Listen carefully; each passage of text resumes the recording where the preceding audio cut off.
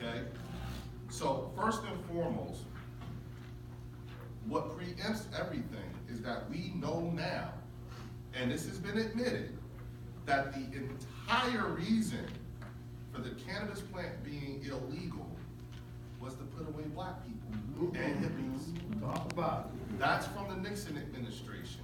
So this preempts your ability to get comfortable with the idea of letting all them people out of jail. They're not even supposed to be there. That's right. This preempts, when you look at, we have what we call inner city acquired post-traumatic stress disorder. That's a real thing. In the city of Trenton, it's estimated that 40% of the kids actually suffer from PTSD. Well, I ain't gonna tell you no genius, I'm boots on the ground, I can tell you it's more than that, okay? So, first and foremost, if you're going to lock me up for this, then turn around and make a buck off of it, and think you're gonna lock me up, you done lost your mind. This ain't happening, because you did this in my lifetime. See, as a kid, when I was growing up, my mother used to make my sisters and I watch a show called Eyes on the Prize. And this is our Eyes on the Prize. Right. Because what we are talking about is not just facilitating a cultural shift in how we view this plant, but we are talking about facilitating a massive transfer of wealth. And the logistics behind that cannot be quantified. But it requires all of us to get engaged in a conversation that the state of New Jersey is highly advanced in. And POC communities have largely been absent from the conversation. That's both self-inflicted and also by design. So yes, to answer your question, Okay. we need to get the social part done first. All right. And I'm going to ask that same question of the clergy. Would you like to answer that question, Pastor Harvey? Good afternoon. So on, can you hear me? Barely.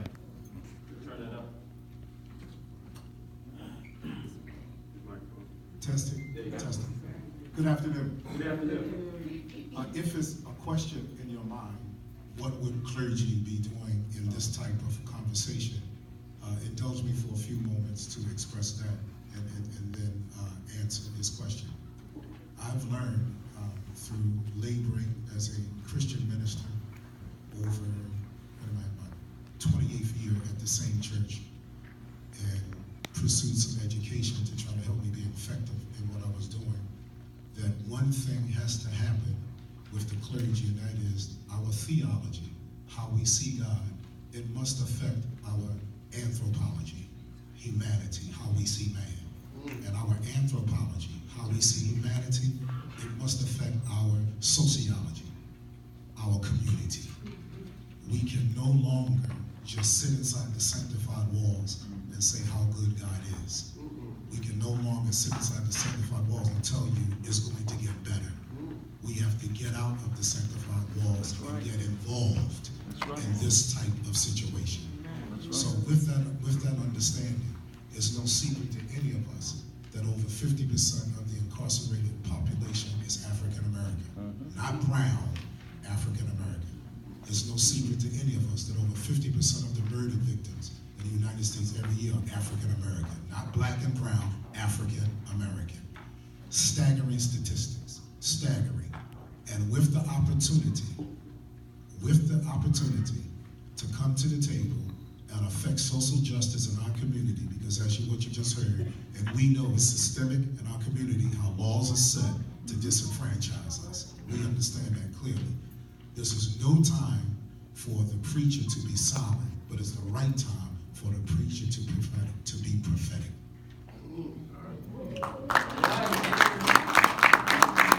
I'm not going to break this flow. I definitely want to bring up Councilman Khalid Shabazz, who is, and I want to give him a chance to speak because this brother and I have been in the trenches yesterday trying to make sure that this event happened, and he was definitely standing by our side and making sure that we were able to move forward. So we want to give him some respect. He is our sponsor today, so we want to thank him and give him a moment to speak.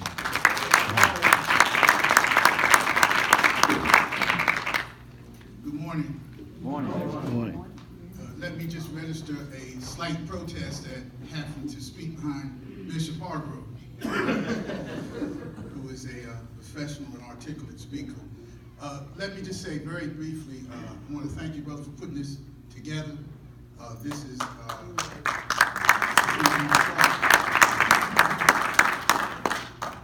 this young man had a vision, and he worked on his vision, and it came through. True. The NAACP is taking a position on this question that echoes what Bishop said. Unfortunately, laws in America, we see there's a disparity in how they are implemented. And we see that many people are arrested for marijuana, but the most severe penalties happen to people of color.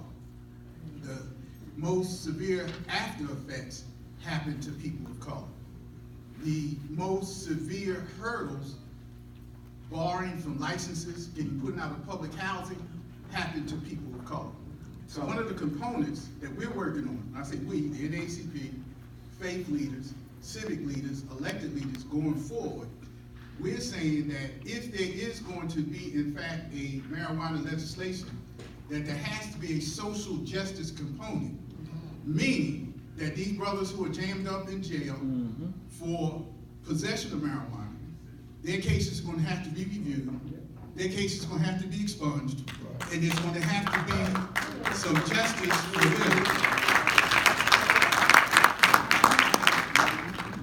Now I heard some of you thinking, as he came up and said, oh, this guy is a politician, he wants to rile us up about politics. Now I want to tell you about truth and justice.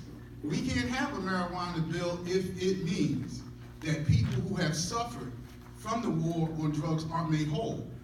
We can't have a marijuana bill if it means people come into the community and make money off of us, and we're not made whole. As I take my seat, let me say this is going to be a struggle. You know that there's already legislation in place. There are already people in place who have money, who look at this differently than we look at it. See, we're looking at it, Bishop and I, NAACP and us, we're looking at it as a social justice, an economic empowerment, and a redistribution issue. Other people are looking at it as a way to make money and enrich themselves. So those two are going to clash somewhere. So I'd just like to say thank you very much for listening to me. Stay woke, as the saying goes. Stay focused. Put your mind on the bottom line, and that is fairness and justice for everyone. Thank you.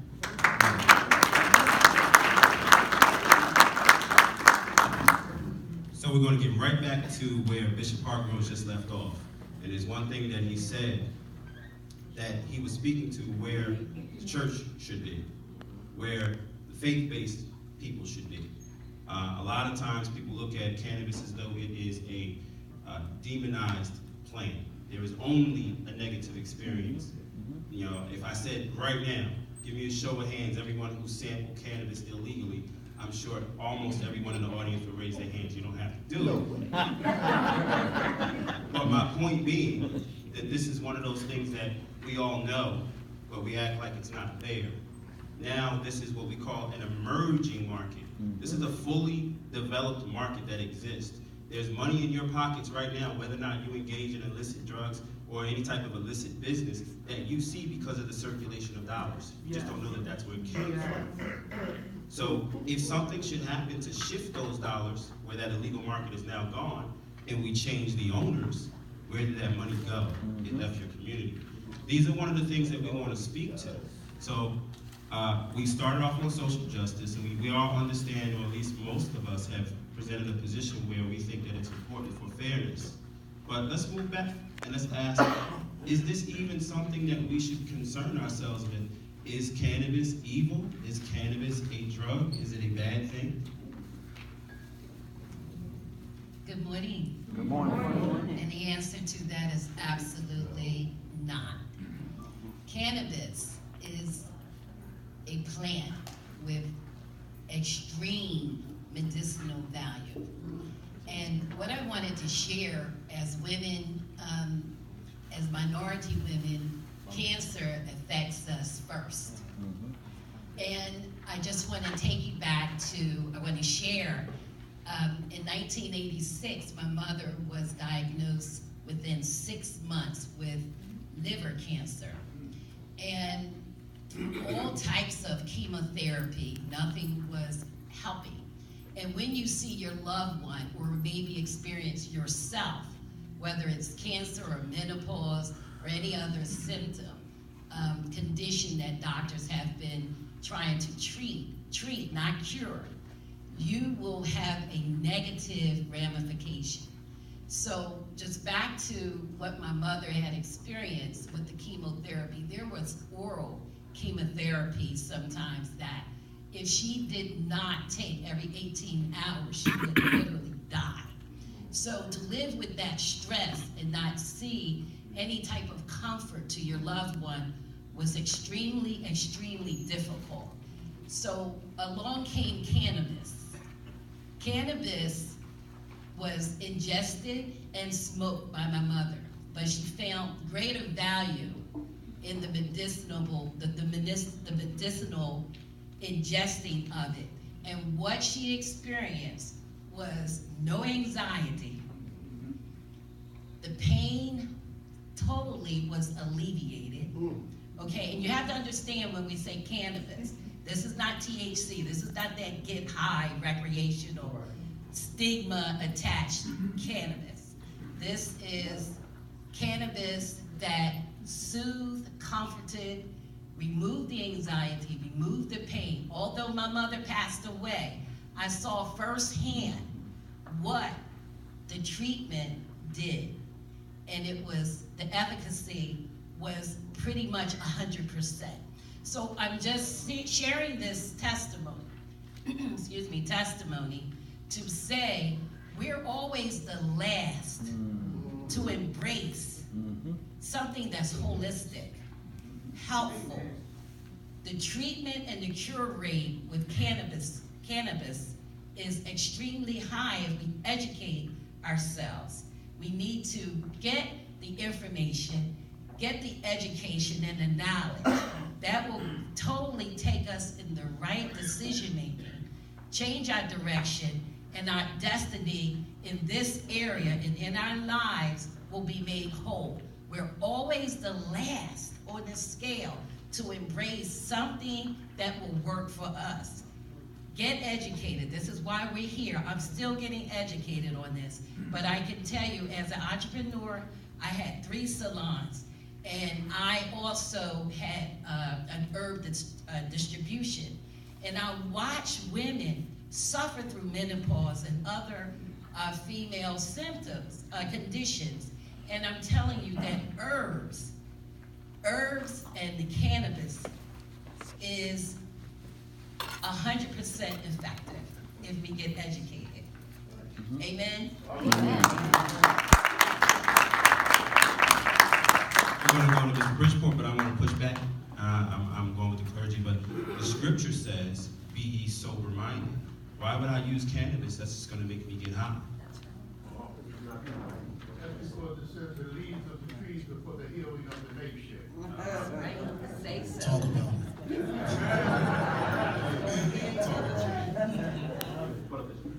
The reason why I'm doing this because many of us, we got to break up that stigma.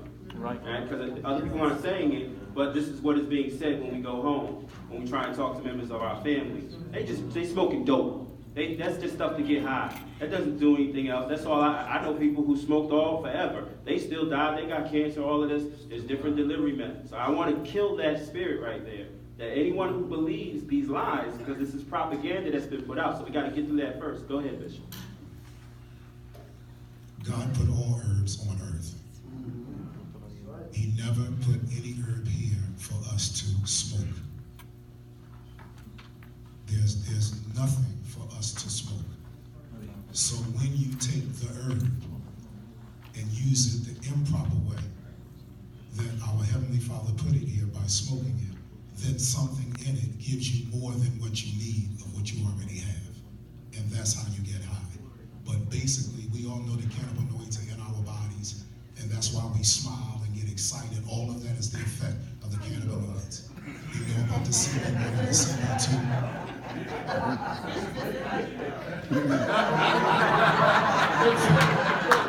For the record,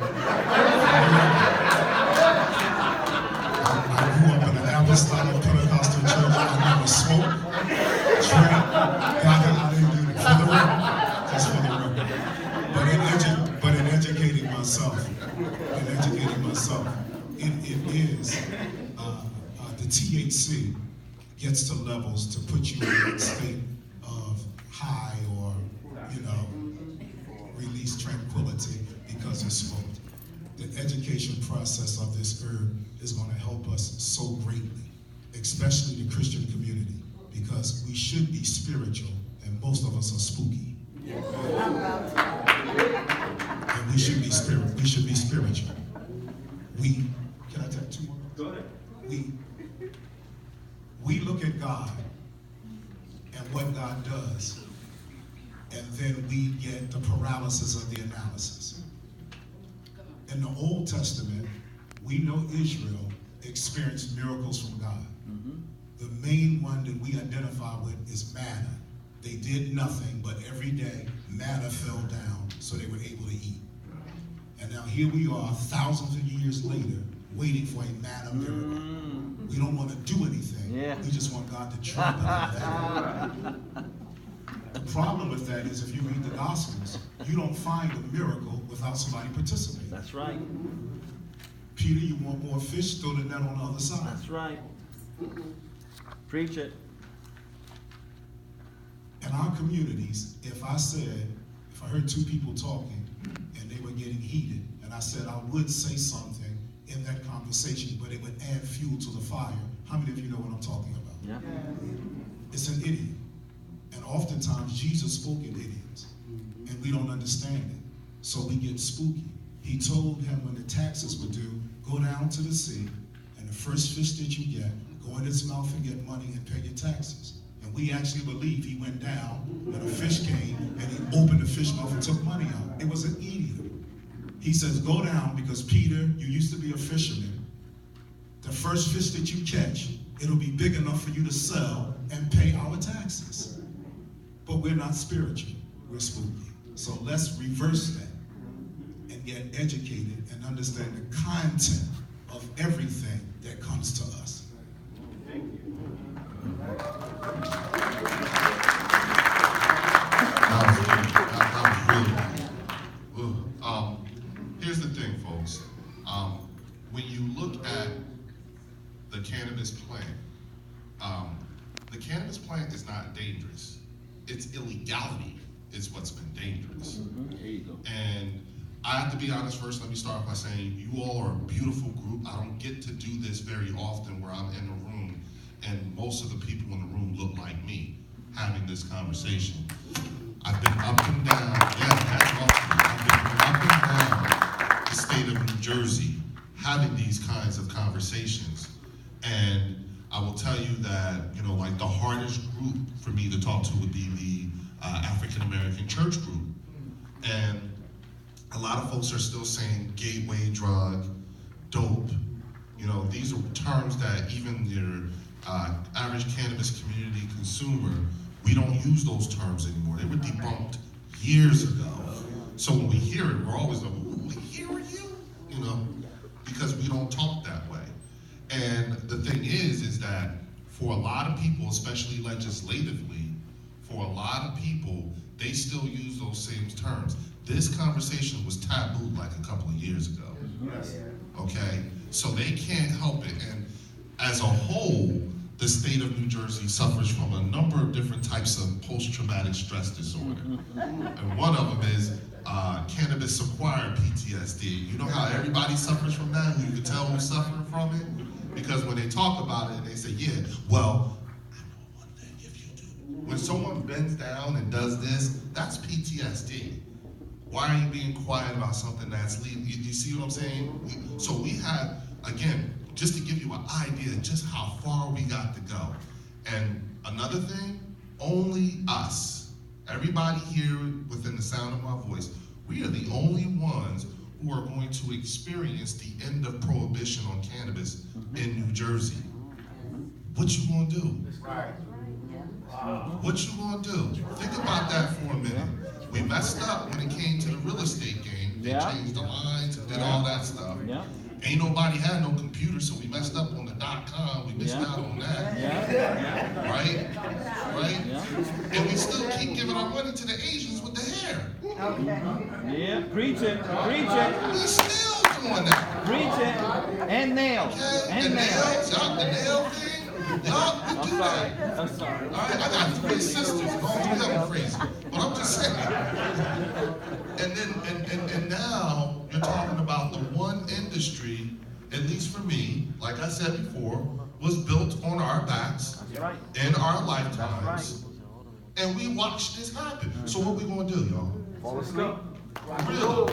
What we gonna do? Remember what I said? Take a nap? We gonna have this conversation. All right, let's have this conversation. Okay? That's it. I just want to add on to that. My name's Ronnie. I know LaQuay introduced me. The name of the company I'm with that we have is called Leaf Lunch, but I'm also a co-founder of the New Jersey Cannabis Commission. But I just want to add on to some of the commentary. I myself, and me and Leo have these conversations all the time, late at night. We're patients before anything. 7 years ago, I got Hodgkin's lymphoma. I got cancer. Young man with cancer, don't know why I got it. The first prescription I received was OxyContin and Ambien. Wow. That was my cocktail for the first 2 months. I was specifically told by my doctor, great guy, specifically told by my doctor, do not consume cannabis anymore, or marijuana. Do not consume it anymore. You don't know where it's coming from. It has molds. And me as someone who, I think I'm the first person in my family to get cancer, so no one knew what to do. So I stopped consuming cannabis. I started taking these pills, these Ambiens, and you build a tolerance for it. And after a while, it's like you're taking multiple pills, you're taking multiple Ambiens. And at that point, I had 2 little children, I have my wife, and we're trying to navigate this entire situation. And at some point, I just had to stop taking these pills because I took a cocktail of Ambien and OxyContin, and I woke up, and it was a day later, and I didn't know where I was. I didn't know how I got to the room. And my wife told me, you were walking around, what are you talking about? You were in a great mood, and I didn't remember any of that. So I just want to address, it is medicine. However, we've been trained to use this medicine inappropriately. I don't know about you, we smoked blunts when we were kids, we drank alcohol, and that's how we paired it up. We were never educated on how to use it for medicinal purposes. With that being said, the nation has already spoke. 29 states have medicinal programs, including Washington, D.C., the capital of our country, okay? We have 9 states now, with Vermont coming online, that have adult use marijuana, or adult use cannabis.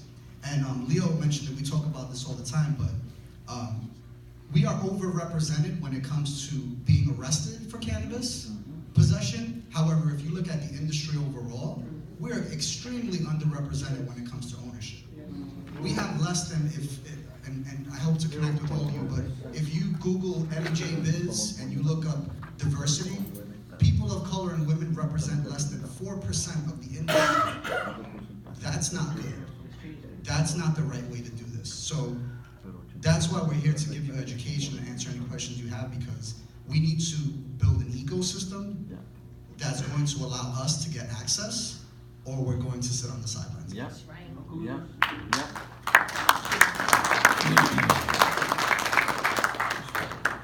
Okay, so far we've covered arrests, we did speak on expungements, and we're speaking on the plan itself. So we're going to move, with what Mr. Soto has just shared with us, we're going to move right along to the health section. So now, anyone who has any questions on social justice, table that, put that in your notes, because as soon as we get through the next piece, everything is going to be open to the floor for open questions. So I want you guys to really take notes and be able to ask some very poignant questions, not just on behalf of yourself, but on your other citizens throughout the rest of the state. We have a full panel of African American and Latino individuals at this moment, but we want to make this statement that we are representative of the entire community. And I say that because when we go into other rooms, like Leo has said, we're in the minority. This happens to be a situation where we're in the majority. We are open for business and we will deal with everyone universally. So I want to make that statement. In our house, in our community, everyone has always been welcome. We may not have been welcomed in other people's community, but we welcome everyone. So we want to continue to follow that tradition. Okay, health benefits.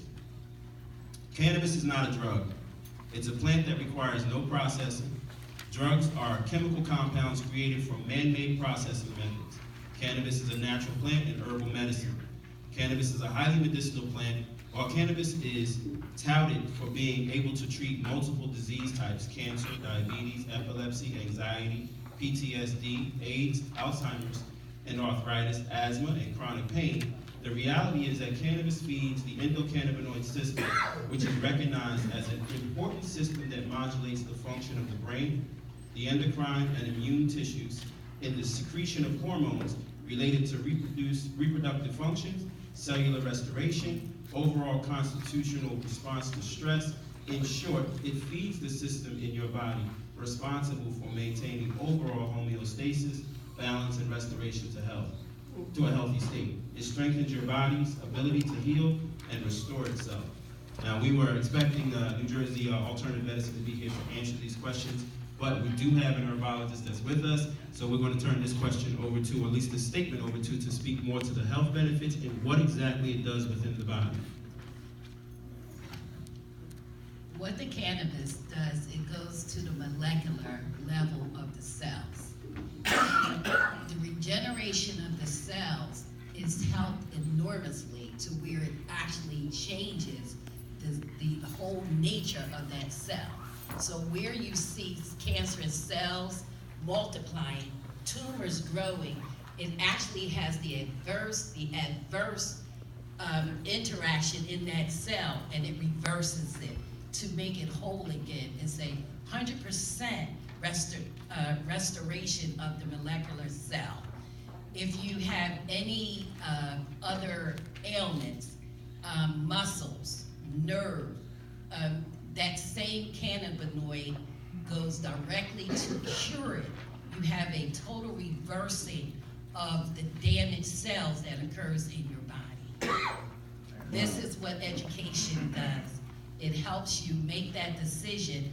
No one is saying drop your medicine, to stop taking it, discontinue it.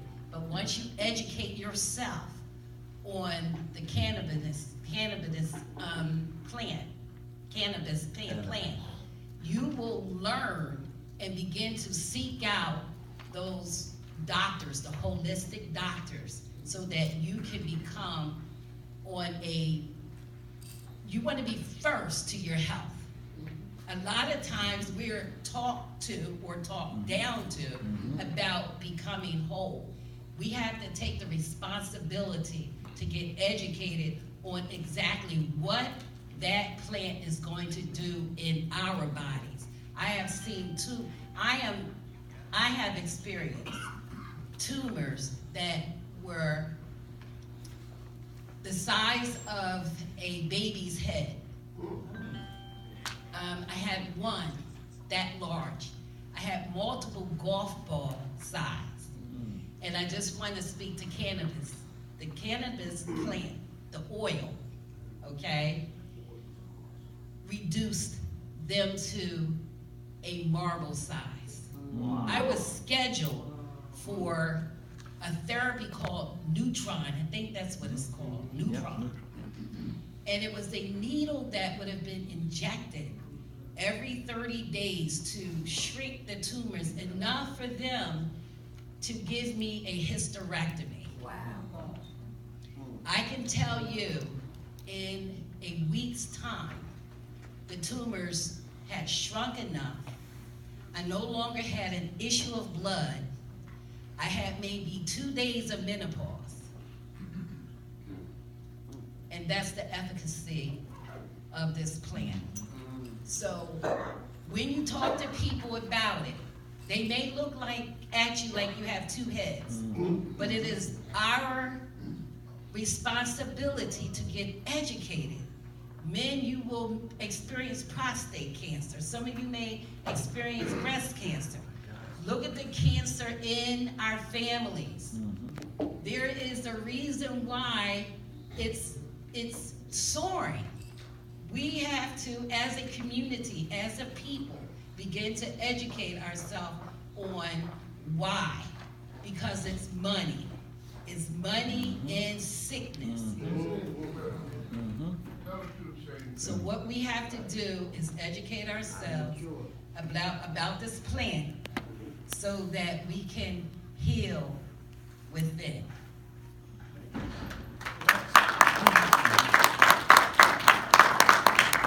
So the bishop said that we all know that we have cannabinoids in our system, and somebody said, how you know? Right? All of this is literally something that you can pull up on a Google search if you just type in cannabinoids or cannabis health.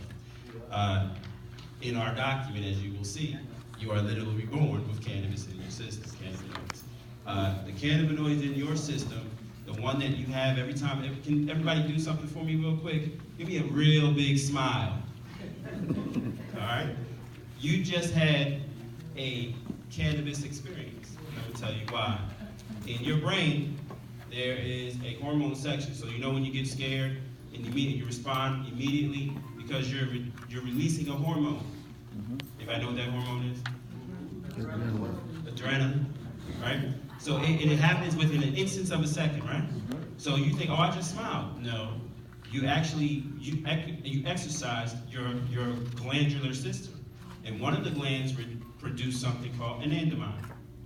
Anandamide chemically is identical to THC, which is cannabis. It just dissipates. So cannabis produces it naturally in the plant, so it's external to the body. And then you produce it within your body, endocannabinoid, anandamide. So that's what you do every time you're happy, every time you smile. It's not dopamine, it's not like any of the other opioid type of chemicals. It's a different one, and it dissipates in your body faster. So what cannabis does is feed that system.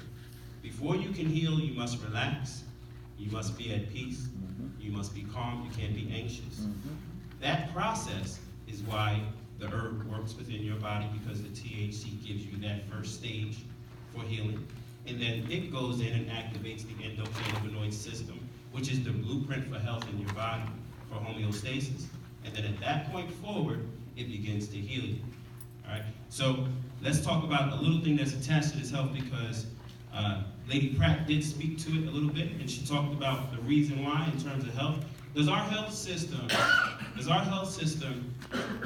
cure you? Is it meant for you to be healthy? Or is it meant to manage your illness? Manage. All right, so we all know that, and we all pay into it Yeah. with the understanding, the programming, that this is not helping us. Yeah. But we're captive. We feel like we have no other choice. Like Leo said, this is our opportunity. This drug is, this particular plant, this treatment has been available to us the whole time. And as we've been using it incorrectly or for recreational reasons, for adult use reasons, it hasn't given us the full benefits that it could. You haven't been paying top dollar. I bet you paid more for those Percocets. I bet you paid more for those opioids. Now we got a whole generation hooked and addicted on opioids.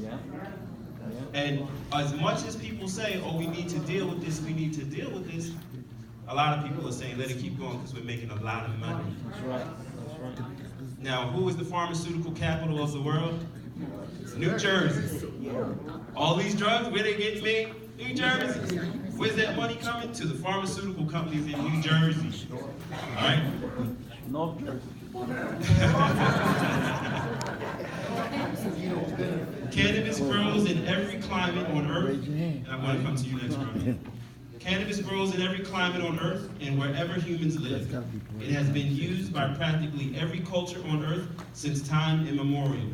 It was not until the 1930s that cannabis was seen as a harmful drug for two reasons: the threat to the system of racial segregation in the U.S. and the threat to the big business industrial interest of oil, steel, and pharmaceutical drugs. Now, somebody might ask the question, why steel?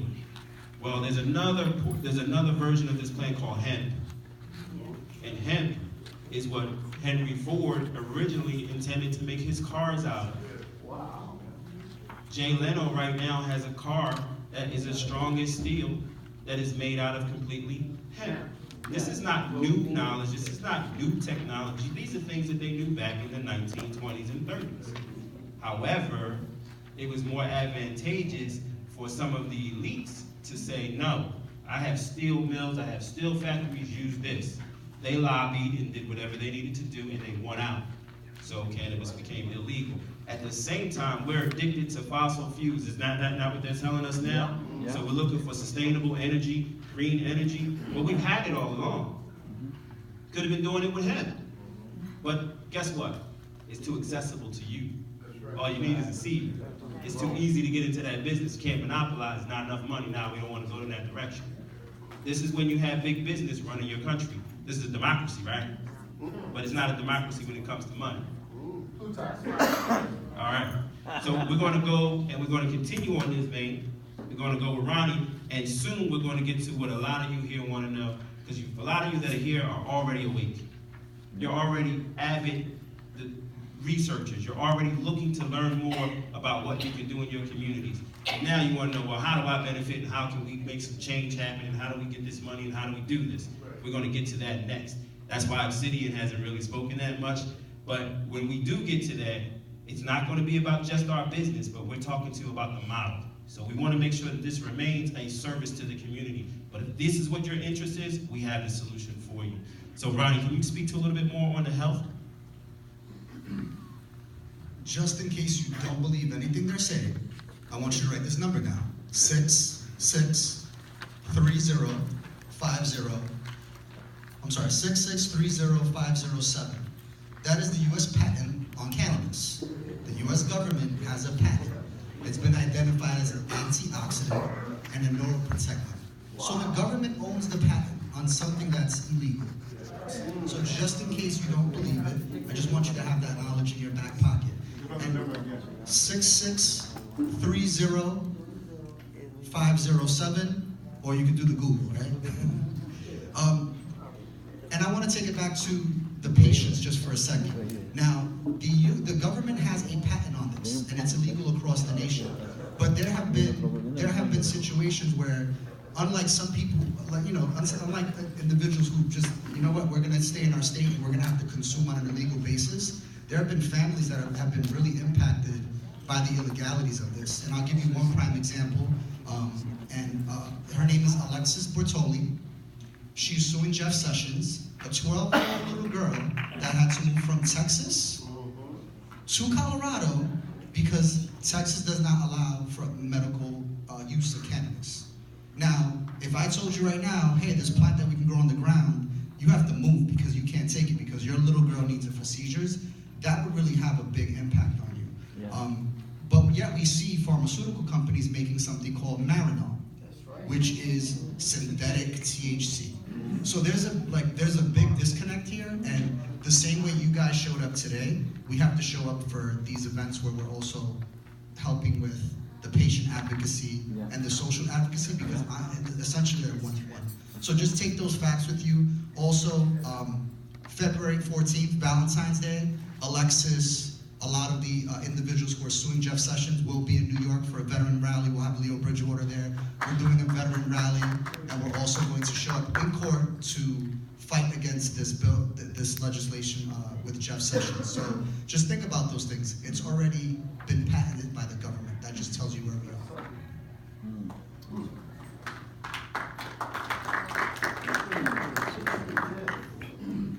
Okay, so now we just talked about the health briefly. Biggest thing that we want to take away from that, it kills cancer. I'm approaching my 50s. These are things that I used to be a very avid smoker of cigarettes and Black and Miles, like a lot. And I stopped about 8 years ago, but one of my chief concerns when I knew I was doing that particular thing was I don't want to develop cancer. And I started looking for avenues that could prevent. I didn't want to catch it and then figure out how to heal myself. I wanted to make sure I didn't get it. So we want to stop smoking those type of things, right? That's number one. But then number two, how do I cleanse my body next? So I went through that process, and I began to learn about this salve, which is basically the oil. This is long before medical marijuana had even reached the East Coast. We're talking some 20 years ago for me.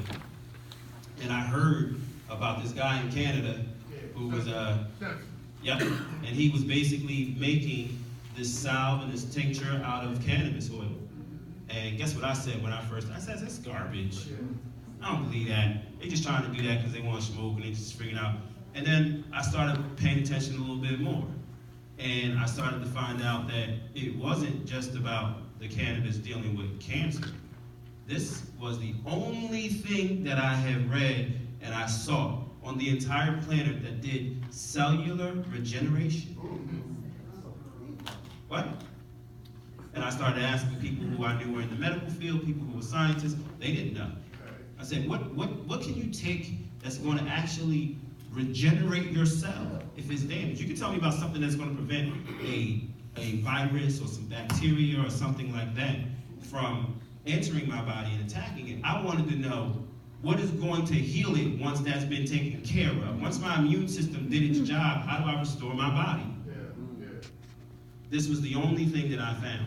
And because it was something that was readily available to our community, that we all were using in some form of illicit fashion, I didn't believe it. Now you see me today with business and so forth, and I'm an advocate for it, and I've been called names. You're advocating murder, right? Yeah, because all of the kids down here, they smoke weed and all they do is shoot each other. Well, the weed didn't make them shoot each other. I mean, they would shoot each other regardless based upon the economic situation in our community. Yeah, but I think that weed has something to do with it. You know, ignorance. You know, but the point is, we got to move beyond that. Yeah. We got to understand that. Now, think about it. If it does this much for you in the health area, and they're making this much money off of opioids and all of these other drugs that your medical plans are paying for, and then the government is saying to you, oh, medical costs are too high, they're too high, it's bankrupting the government, we can't have universal health care. Somebody's lying. Somebody's running a scam. Somebody is trying to make sure that they protect their pockets and their interests over yours. So now, if you think about them removing cannabis from our environment when they already knew in the 1930s that this particular plant could change the world, could change our lifestyle, could change our economy, could equalize the public, black, brown, white, and so forth, and other. Now, we don't want any of that, because we know what type of mindset was in 1930. Oh, I'm sorry, is it 2018? Because I think we still have the same mindset in the White House. Yeah. So, I'm not supposed to be the panelist, but I'm part of the company. I want to make sure that these things get said. Do you want us to keep going on with health? I'm going to ask you because this is a town hall for you, or do you want us to move to the economic impact? Can we Move to the economic? Can you take a question? Can you take a question? He's got a good point to make here, McQueen. You got a question? Yeah. Can someone take the mic? Well, I think. Go ahead. You want to speak? You think Yeah, you I know? think people can hear me. Go ahead, Dr. Reed. Yeah. I'm a physician here in Atlantic City, and I have docs who are actually certified by the state to distribute medicinal marijuana. But in terms of economic impact in our community, I think we have to understand that there's the medicinal use and there's the recreational use in terms of making money. What the governor has in his office right now, I think, is to expand medicinal use. That he can do about even a vote, I understand. Yeah, he did it with an executive order. So the question becomes is, how can we get involved as a minority community, and me being a medical professor, on that medicinal, because that medicinal piece is going to lead to the recreational piece.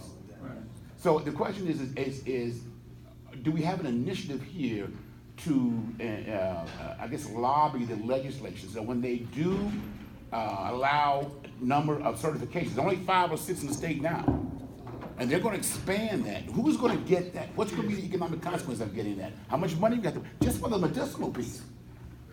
Just for the medicinal piece. Thank you for your question. That was that's an excellent question. Yes, sir. One of the hardest parts about Tuesday's action with the governor expanding, signing the executive order to not just expand the New Jersey medical marijuana program, but literally overhaul it. The New Jersey medical marijuana program currently only has 15,000 enrollees, I being one of them. And we're talking 15,000 people out of a state with a population of 9 million. And so prior to Governor Murphy coming into office, the New Jersey medical marijuana program was the bane of Governor Christie's existence because it was something he inherited. Okay, he didn't want to, and the way the program was ran was very indicative of that. When I enrolled in the New Jersey medical marijuana program, post-traumatic stress disorder wasn't a qualifying condition. And so these were some of the myriad of things that we had to fight for. And so now that we have it, what we're pushing for now is that the medical side and the adult use side be treated as two very separate industries. And when you look at, if we're going to be the new gold standard, this requires inclusion that the medical side and the adult use side be reflective of the people of the state. Historically, the cannabis industry has not been kind to people who look like me and you and women, okay? Now, New Jersey is projected to be a $1.6 to $2.2 billion a year industry by 2020. There's also another $950 million in projected ancillary revenue, businesses that don't touch the plant. And so when you look at to your question as far as the medical side, one, there's some things that are changing with that executive order. Like, for instance, there's a registry that physicians have to put their names in that says they recommend the cannabis plant. Well, I applied 2 weeks ago. Right. Well, Haven't heard a thing. Well, that's good because that just may be going away altogether. Why do you need to be registered for this? Right. These are, when talking with Governor Murphy and having these conversations, what's hard is you can't tell anybody that you're talking about this at the time you're talking about this. That's hard. That is very hard. And so, because you have all kinds of information that's being put out, that's not actually accurate. And so, but what we talked about was this making sense. The oxymoronic politics behind all of this is over. If you look at and think about it, when you see Governor Murphy as of late, and you look at where he is, look at the signage behind him. You'll see things like Fairer, New Jersey. You'll see things like putting the patient first or putting New Jersey in first. One of the biggest things that's on the governor's mind is his STEAM initiative, science, technology, engineering, art, and math. I actually had an opportunity to sit down with this man and correlate how cannabis works with STEAM. That's not, well, I kept saying STEAM, science, technology, engineering, art, math. They added art. So, and when you add that art piece to it too, now you're talking, that encompasses the cannabis culture as a whole. Right. And that's the thing that, these are all the types of bridges the gaps that need to be bridged with getting folks educated on how we really need to approach this plant, in particular, how we move forward as an industry. But just one more quickly follow Yes, sir. up. But to actually get into the business of being a medical distributor, what is the governor saying about licensure? That's how you get into it. Is he going to expand it to 80? That's what the executive order was for, because actually it was supposed to be like a 60-day thing, but actually, no. What the governor is doing now is he's saying he's taking a look at what is this process. He's attacking the process as a whole to make it much faster, number one, and much and more inclusive. But in order for us to figure out how we can do it, we need to first know what we got. Because just like Governor Christie, Governor Murphy inherited this too. And so this is a process where we gotta literally tear it apart just to bring it back up again. And that's what he's doing. And it turns out he's doing that with New Jersey Transit and education. He's going through everything like a hot knife through butter. So this is a regular thing you will see, but yes, inclusion, minority inclusion, both medically and adult use is a high priority. What that looks like and how it sounds, that's up to us to get engaged. Yeah, yeah, yeah. Economics we're gonna cover. Unless there are any other questions here. I got statements. I just wanted to know, do you have to, will you have to have like a medallion to maintain a dispensary? Would it be, like equivalent to like owning a liquor license, you know? So we're getting into the actual nooks and cranny of the legislation for the licensing. You're asking for people who want to have a retail license. That's what the bill still has to be voted on, and there's multiple bills on the floor to be voted on. You have one from Assemblyman Ushiari, you have another one from Senator Usari. So those are the two that we have right now. They're not very different, but they have some key points that are different. Even after they submit and they finally get a composite bill that they're going to give to the governor, then the governor has to sign it, which he said he will do. We will not hopefully sign anything that doesn't have any type of expungement language, doesn't have any type of social justice language, because we will all fight that. Wait, I didn't want to take any questions. We took the one from Dr. Regis, because we still got to cover a piece, and then we're going to open up the floor to everybody.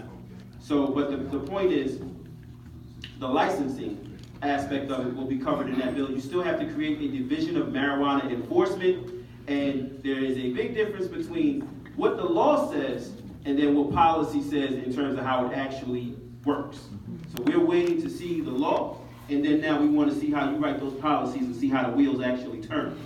All right, so that's where we want to pay attention to the details. Yes?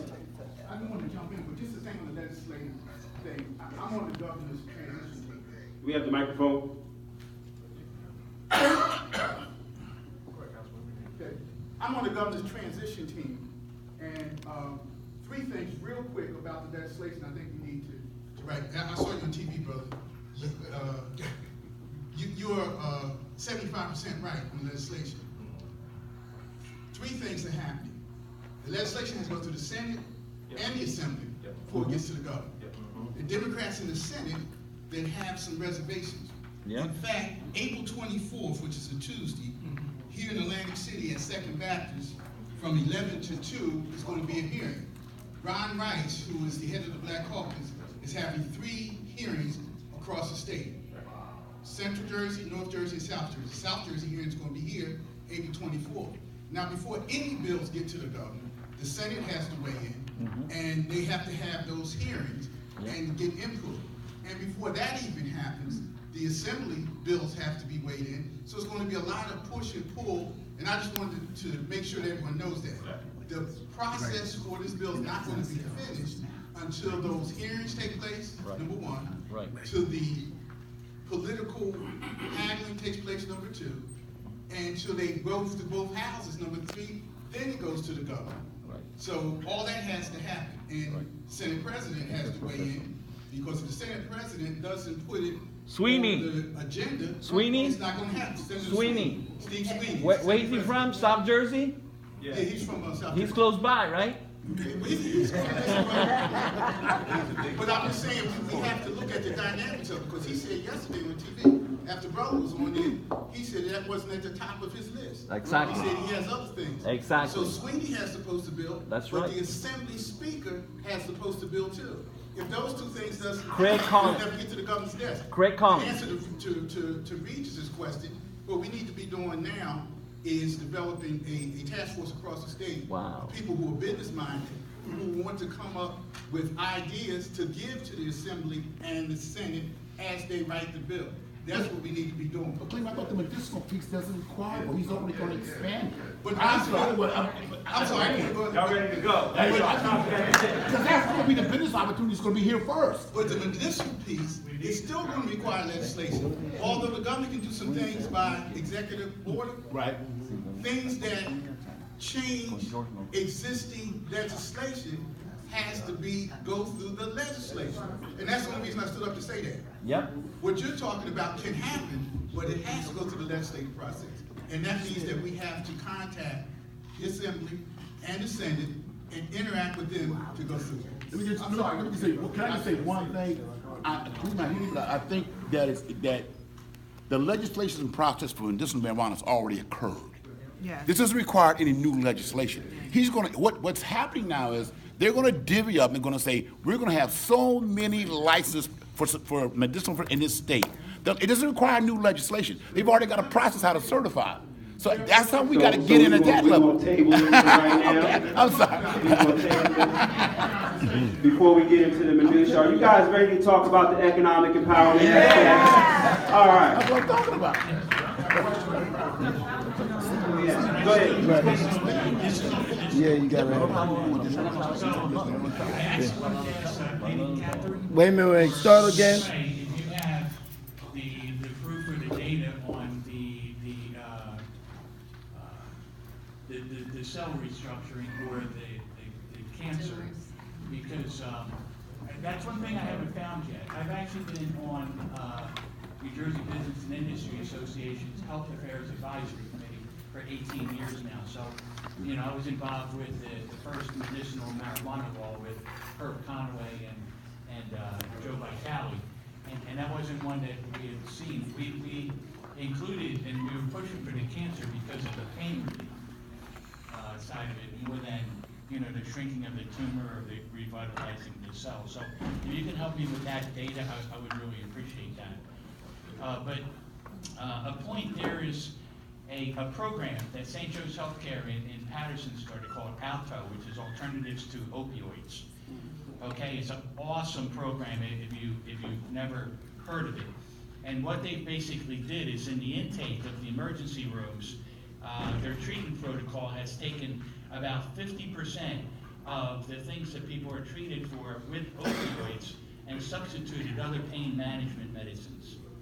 Okay, so if we can reduce the amount of prescribed opioids in half and have an alternative, such as marijuana, because we know it works for neurological disorders and others, I think that's what we need to educate our medical providers, our hospitals, to participate in such a program, and have better acceptance of marijuana as a pain reliever. So I just want to make it clear. Could you provide me with your contact information? Absolutely. So I'm very interested in that program you just talked about, Russell. And I will definitely get you some information specifically on the point that you asked. All right. Excellent, thank you. All right, so we're going to move to the economic impact. I want to acknowledge some people that we forgot. WPHA, 88.7 FM Gospel Radio, has given us multiple interviews here in South Jersey and servicing the community. They have been at the forefront in leadership. They are also a co-sponsor of this event. We had former candidate Thelma Witherspoon, former president of school board, representing them. So thank you to her and Deacon Hawks. AC Primetime gave us some free advertisement. You can go to acprimetime.com. You'll be able to find as much information about a lot of events that are taking place in South Jersey. And you will definitely, they want to be the center for your information regarding cannabis in South Jersey. We also want to acknowledge candidate for Congress, Ms. Tansy Youngblood, who is in the audience.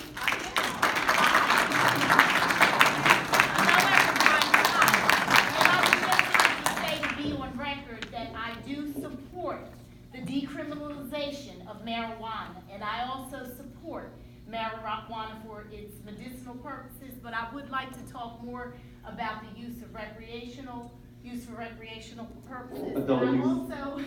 I also want to talk about profit, because we want to know who is going to profit, and is any of that money going to put in drug awareness and drug prevention programs in our schools? And if any of the people who profit from this, are they going to, in fact, invest money in our communities in addiction and recovery programs, which are desperately needed? Great point. And as you heard, there was a lot of social justice in that. So anytime we're going to be in the business model, we're going to speak on social justice. I also wanted to acknowledge a local politician that has just come into the building. Councilman Jeffrey Fauntleroy. Welcome. He is City Council member for the City of Atlantic City. Thank you for representing. We also want to lay the groundwork. I'm going to lay the groundwork right now, and then we're going to turn it over to my partners in Obsidian, and we're going to share with you our economic vision for how we get involved in the cannabis industry. So listen closely, because I'm going to lay out some things that you really got to catch in terms of profit. Cannabis has been illegal since 1937, when it was effectively criminalized. The preferred method or easiest way to use cannabis was to smoke it. This has been the primary method for illegal market. The demand for cannabis in the illegal market has been in excess of $43 billion, all of which is primarily for smoking. Once cannabis is legalized, it is expected that variable methods of utilization will occur, thus expanding the market size. Additionally, studies and testing will reveal much more about the plant's chemical elements and their subsequent applications for human and industrial use, an even greater market multiplier. The growth in the cannabis market, once completely legal, can be expected to dwarf both alcohol and tobacco, due to the huge medicinal as well as relaxational purposes. Currently, there are 30 states, that's including Washington, D.C., so we're counting that as a state, with medicinal legalization and 9 with adult use legalization, while federally cannabis is still illegal and considered a Schedule I drug. Despite this, New Jersey is set to be the first representative, non-referendum state to legalize cannabis. That's changed now because Vermont was not a referendum state. They legalized based upon the legislature. And it represents a huge upsurge in the number that will be able to utilize cannabis legally without a prescription. Now currently, this is what you want to pay attention to because we're talking about the market. Currently, there are roughly 900,000 individuals that illegally use cannabis now. That's 10% of the New Jersey population. There's 9 million of us in this state. Do you guys think that only 10% of the people utilize cannabis currently? Okay, so that means our number is low and it's conservative. Currently, we have less than 15,000 that use it for legal medicinal purposes. Those are the people who are on the program that actually have a card. With currently only 5 dispensaries, 1 to be opening, 6, only 15,000 people using cannabis legally in New Jersey per year for the past 7 to 8 years. In that time period, cannabis has generated roughly $400 million in gross revenue with 15,000 customers in 5 stores. Currently, there are 30 states, when cannabis becomes fully legal for adults over the age of 21, New Jersey has 9 million residents and receives 100 million visitors per year and may see an additional 50% of visitors post-legalization because cannabis will still be illegal in New York, Pennsylvania, and Delaware. That would be 159 million potential new customers. So if we use the same ratio of 10%, now we're looking at 16 million potential new customers. Even on the low end, if each of those new customers only spends $20 per month on cannabis, and people who use cannabis know you spend more than $20. So that number is once again low. Cannabis and related products and services, that gross revenue statewide could be $3.9 billion annually. Mr. Bridgewater's numbers is low on purpose. Under the radar. So the whole point, there it is. Under promise, over deliver. That's what I was going for. So he's giving you the low numbers, but the reality is $4 billion. That's a lot of money. Our state budget is what, $35 billion? So that's close to 10% of the entire budget. It's not going to all be tax dollars, but that's a lot of revenue coming to the citizens themselves. All right. Now, without further ado, we're going to allow our chairwoman to give you the presentation as to how Obsidian believes that we can benefit the working class people, the accredited investors, with our membership to allow you to see how you can benefit and enter into this industry regardless of whether or not you're going to be an owner-operator, or even if you want to be an owner-operator. Thank you.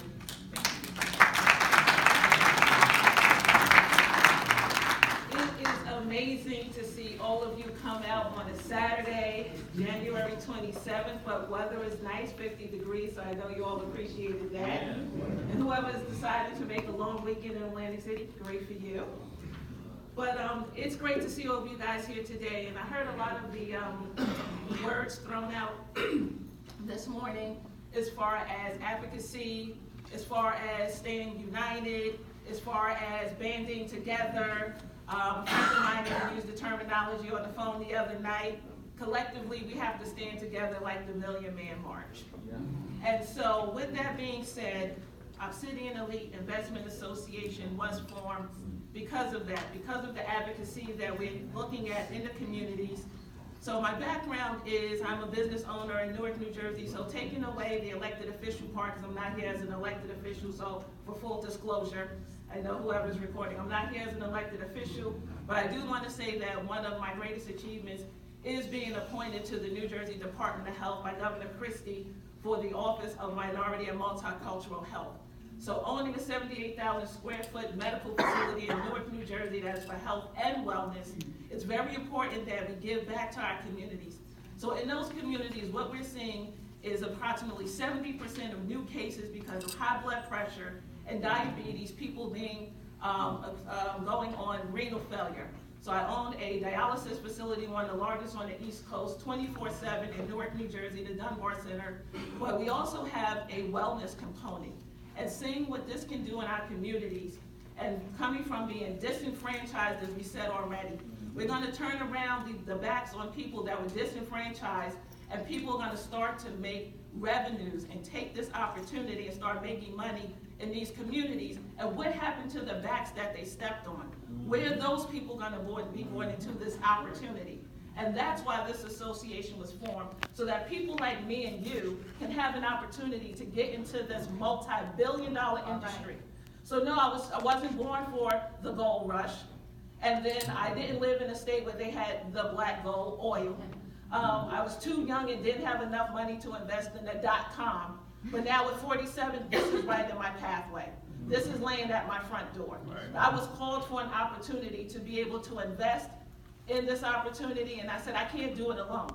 I'm not going to do it alone because I have too many brothers and sisters out here and small business owners that I want to represent, that I advocate for, that need an opportunity in this business. And that's why we created this association, so that we could give you, the small business owners, the people who are interested into going into business, people who have a dream of being an entrepreneur but don't know where to start or don't have the money, that we want to give you the chance to be able to invest in this business, be a participant in this business. So with that said, just understand that on a legislative level, you have both people on both sides. You have people on both sides of the aisle that are very interested in this opportunity. So just like we said, we have the new Democratic governor here in New Jersey, which is great, and he's going to move this legislation forward and end prohibition of marijuana in New Jersey. But you already have other states that are jumping on board in places where you thought they were very conservative. So like Governor Phil Scott, who is a Republican in Vermont, moving us forward via legislation in his state. So now that's the first state to move forward with legislation, being now the 9th state in the industry. We also had Massachusetts, and they sent us, Governor Charlie Baker's office sent us some information on what the pricing looks like to get into this industry. He is also a Republican, and who is moving this legislation forward. So don't think it's just Democrats that's just moving this forward. You have people on both sides of the aisle who are very interested in the economic opportunities for their states and the people in their communities who can afford to be in it. So just to give you a little overview on how much it costs to be in this industry. So let's just take the numbers that are already posted, and you can Google them. They're on Facebook, they're on the internet. We can also supply it. So if you're interested in being in the cannabis industry, and I can give you the business verticals are retail, dispensary, a cultivator, you're the one who grows it and distributes it, transportation, because within the state, let's say you have a store in Montclair, but you have something that's so good in your location that somebody from Perth Amboy calls you and they want you to bring it to their house, they're gonna pay for it, and they also gonna pay you to transport it directly door to door, okay? Then you have processing, because processing is very important. This is a cash business. The state wants to know how much money they're gonna earn from you from tax revenue. So each and every one of your products has to be barcoded. They want to know how much it costs, how much you got, and how much they're gonna make when you come pay your taxes in Trenton in cash. They want every penny. Don't sleep on it. Okay? Security is a cash business. You already know. Security. And I think we have some security people in the house. Then testing, because each one of those labels has to identify exactly how much THC, the content, is in each one of those packages. In the brownie, in the lollipop, in the containers with the buds in them. They need to know exactly what's the content. So those business verticals are the ones that we're gonna support, the people who are looking to go into business. But just to give you a price, if you're interested in going in business, in Massachusetts, there's a $1,500 application intent fee. That means you interested. You ain't in it, but you interested. I want to put my name on the list. I think I want to do something. $1,500 just so I can know who you are. Okay. And y'all cute and everything, but just $1,500 just so I know who you are. Okay, and then I'm gonna sit on that for 8 weeks, and I'm gonna think about if I'm gonna let you go to the next step. So now you make it to the next step. Well, guess what? Come on back, cutie pie. Bring your $30,000. Bring your $30,000 for your application fee. Okay. And when you come with that $30,000 application fee, you're gonna need to bring your financial statements that let me know that you have at a minimum $500,000 if you want to go in this business. And I'm gonna sit on that for 8 more weeks. And we're gonna do background checks. And if you got more than one partner on your application, everybody's being background checked, so no felonies, no, nothing needs to jump out at you. That happens, you off to the side. That's when you come with your $30,000 plus your financial statement. And then once you get through that and they wait another 12 weeks or so, and then you make it, you make the cut. They're gonna call you up. You almost right there, almost. Because now I need another $50,000 for a provisional certification, okay? So right there, we're already talking $81,500, and you haven't opened the door to a business yet. Then on top of that, my background is 25 years in insurance. Don't think you opening the door on any type of brick and mortar storefront if you don't have liability insurance. Okay, so let's that be clear. And this industry is creating jobs. It is creating jobs because we're creating jobs. We said in STEAM. So if you have a store or a dispensary, you're talking about science, technology, engineering, and math. So you're talking about your bud tenders actually are botanists. You have scientists. You have your security people. So think about all of the jobs from the economic development that you are going to create. But guess what? Can't have that without workers' comp insurance. Okay, so just think about all of the costs associated with that. So at the end of the day, when you add that up, Are these low? oh, no. These are not low-paying jobs. So, but when you add up all of that cost, you're already talking about when you need to come to the table, you need to have a pathway of having $1 million, $1.5 million to come to the table, okay? You have to have $80,000 up front just to let them know you want to be in the game. Now, I don't know about you, but I know the people from my neighborhood, coming from Queens, New York, and now I live in Jersey, but the people from my neighborhood, Jamaica, Queens, they're not sitting on that type of cash. They're not sitting on that type of money. They can't pull together 10 or 15 of their friends. Why? Because everybody has to be background checked. You come with an application with more than 3 people on it, you off to the side. And this is what we were told from people at the state. And that application money is non-refundable to the state, okay? So they're not playing no games. You gotta be serious when you come into this business. So with Obsidian Elite Investment Association, we said to be able to support people in industry who are serious about business, the small business owners, our minority business people. And again, look what he told you, we work with everybody. But coming from minority-owned business and owning a minority-owned business, I have a specific interest and supporting people in my minority communities, to make sure that they're not continue to be disenfranchised and stepped on the backs of the people that are coming to make large profits from what we've already suffered. So together we have an association. We would love for you to join our association, to be a member, so that we can stand strong, so that we can go to Trenton and lobby on our behalf to make sure that when these licenses are given out, there are 4,000 licenses that are already in circulation in the country right now. How many black people? I'm gonna just raise my hand. How many black people? Okay, two. You think it's a joke? 2 people. 2 people. The first one was Wanda James in Colorado, her and her husband. First African American to have a dispensary license. 1 location, $7 million in her first 2 years in business. It's not a game. It's not a game. And we're ready to stand here, ready to help you. So through our association, we're looking to support people in business. I'm gonna have my partner Ron talk about our private equity fund that we're putting together, that we put together to support people like you in business that are interested in this business, that are serious about being in business, because we want to be able to partner with you so that we can garner 20 to 25% of this industry for our small and minority businesses.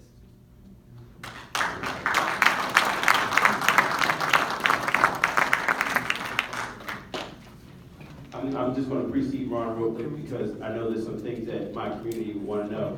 Everybody who is a current member of Obsidian Elite Investment Association, please stand up.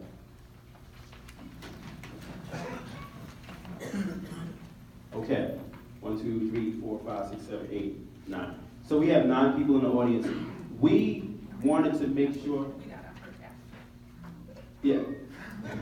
We wanted to make sure that we presented this opportunity that Ron is going to speak to Atlantic City first, because of me. And I say that proudly because I said to my partners, I said, we could have easily done this by talking to people who had $250,000 to put up and just ran with this and did what we wanted to do and had a good business. However, that doesn't change the game for anybody. I wanted to make sure that we came to Atlantic City and we put this opportunity in front of our people to say, look, we're going to figure out a solution for you to be able to invest in something that you're normally not allowed to invest in. Do you guys know about the rules in reference to an accredited investor versus a non-accredited investor? Well, those rules are put together to protect the public, but those rules happen to be put together after Black Wall Street was destroyed. It was put together partially, I believe, and I'm going to say my opinion, to prevent us little folk, us common folk, from rising to be at the level of elites, to be able to challenge and compete competitively. Because how much money do we have to spend? Everybody knows the $1.3 trillion, right? African Americans have $1.3 trillion in consumer dollars. Together with the Latino community, we have $2.9 trillion. It's not about just us, it's about coalitions. And we need to be able to work together. Now, when we always talk about people of color, okay, well, what about Caucasians who may be in the same strata as us, who don't have the type of ability to operate like elites, who may not have the same concepts? We all have our programming. Together, we can challenge any establishment if we work together, if we tear down some of these barriers. Obsidian Elite, like I said, is open to everyone. We're here to be a major stake player in the industry. So thank you to Atlantic City for those people who actually joined. We are definitely interested in having you come on board with us. We're doing a $50 million raise. $5 million is all associated with common investors. So thank you. Thank you. All right, so I finally got a chance to get back up there. I've been sitting there, antsy, waiting. But the reason that we're here, and just to dovetail on what Quay and Tammy just touched on, is the reality is very simple. We have a huge consumer spending function within this country. We spend as a community almost over $3 billion a year on stuff that actually may not earn us anything. Stuff that may not be a home that makes me earn me money, may not be a stock that earns me money, may just be something I used and I threw it away. $3 trillion of that, trillion, not BT. $3 trillion of that we spend as a community, people of color in this country. And what we're really deciding to do within this organization is find a way to entice and incentivize our communities to say, you know what, let me change my mindset and my model of how I'm using my money, and let me stop consuming and let me begin investing, let me begin owning it. And we find that this particular industry, this time and place that we're in, time and history that we're in, is very, very conducive to all of us really getting a good handle for it, mentally saying, I know what this industry can do, I know what the product's all about, very commonplace, right? We're not talking about going to the moon or going to Mars and investing in a company that's taking us there. I gotta do more research on that one. I'm not quite ready to put my money there. But now we're talking about something that we all know, for the most part, and can be very easily, quickly brought up to speed on. How can I get involved in that? So here's what we're doing. If you are, like I said earlier, if you're a person who wants to become an owner, right, and change that paradigm for you and your family, I don't want to consume, I want to own. I want this thing to be something I can pass on to my family, I want a legacy that can leave here financially. We're creating an investment fund, a private equity investment fund. So Wall Street in a sense. We're creating an investment fund. And in the traditional sense, when you start doing these types of endeavors, you really ordinarily overlook everyone in our class, in our financial sphere, right? We're looking at high net worth individuals, and really that's it. Because for us as a business owner, it requires more cost to be able to address the needs of a lower income, what they call unaccredited investor. We have to disclose what it's all about. It's almost like a stock, like a mutual fund. We have to give you all this stuff so that you know that you're not making a bad choice. When it comes to high net worth, that's all irrelevant. They assume, the government assumes, that because you are an accredited investor, you have a certain amount of wealth, that you already know what you're doing. Right? So you can run off and spend all your money in any investment fund that you like. You can go anywhere you want. But the folks of us who are unaccredited, we don't have that luxury. We have to go in a certain place that they allow us to go. And so what we're now saying is, as a private equity company that's going to be launched secondarily to Obsidian, we are looking for our minority owners and those folks in our sphere that are lower below that accredited investor line. We're looking for those folks, whereas today no one's looking for us. So not only are there only 2 people that have licenses, right, in the 9 states that we're talking about adult use. Guess how many of those people got private equity funding that came with a business plan, and a group of people who have money and raised money and said, hey, let me see your business plan. How's it look? Well, it looks fantastic. How many people do you think look like us that got actually funded? If there's 2 that got a license, how many do you think you actually got money? 0. Think about that. So we have a very big gap that we need to close, and that is availability of capital. Where are we getting the money to open this business? Right? We understand that there's some barriers to cover, right? There's some hurdles we've got to cover. We are now saying that we're going to be an outlet as an equity firm that's going to raise money on the general public. We're going to be able to take those dollars and put that behind your business. Right? As a member of this association, you're going to have exclusive access to that particular requirement. So now, I'm not floundering in space trying to figure out what I'm going to do on my own. I'm part of a network, I'm part of an ecosystem within the association of like-minded, and some not. But people that really want to move forward in this industry, in some capacity, make some economics, things work for us. That's the membership of the association will do for you. So we're driving that sentiment of advocacy, and now we're talking about ownership. Now, if I don't want to own, I just really want to invest. You now have a vehicle built in as well within the association, because the private equity fund, again, is looking out for everyone on the non-accredited side of the business. We're not looking out for all the wealthy. We want to find ways for our unaccredited investors to get in and have those dollars grow just like the wealthy are doing. And so our model is that we can empower our groups. We're going to do these type of roadshow over the course of the state for the next unforeseen number of months. We're going to be out here doing our thing. But what we really want to challenge everybody in the room here to do is take the concepts that you learned today, take them home, make some decisions for yourself. Where do you want to play? If you feel like the cannabis industry and the emergence of it is something that you can benefit from the commonplace applications of it that you know how it's used, to the point where now I say, you know what, I've got a panel, I've got an organization that's out there that's willing to assist me, getting me from I have an idea to I have financing, and now getting me to from I have some money that I want to invest and I have a vehicle to invest it in. That's a whole new day for us. All right? And so what we're really telling you is that we have that solutions here for you. The website's up and running. We've got members coming in every day. We want to continue that momentum and have this be a movement, because the movement is powerful when we're all involved. And if we have economics and advocacy for politics, for political purposes behind it, we've got a lot of ground to cover. We've got a lot of people that could be paying close attention to what we're doing. All right? And so that's going to garner more support.